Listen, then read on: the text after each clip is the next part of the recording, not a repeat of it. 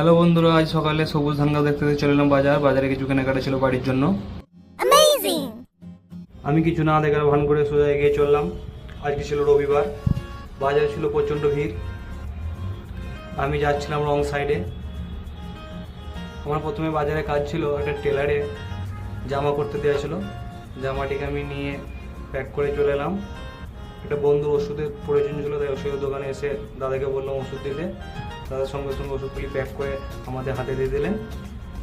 আর এইদিকে একটা কাকুর দোকানে চলে এলাম মালাই চাটাতে। এই কাকুটা মালাই চাটা খুব সুন্দর বানায়। আমরা যখনই বাজার আসি এই কাকুর দোকানে মালাই চা খেয়েই তবে বাড়ি যাই। চা আমাদের কাকু দিচ্ছেন। দুই বন্ধু মিলে চাটা খেয়ে চলে এলাম। এদিকে মায়ের জন্য কিছু ফল কেনার জন্য চলে এলাম ফলের দোকান। এরকম মিনি ব্লগের জন্য চ্যানেলটিকে সাবস্ক্রাইব করবেন। ধন্যবাদ।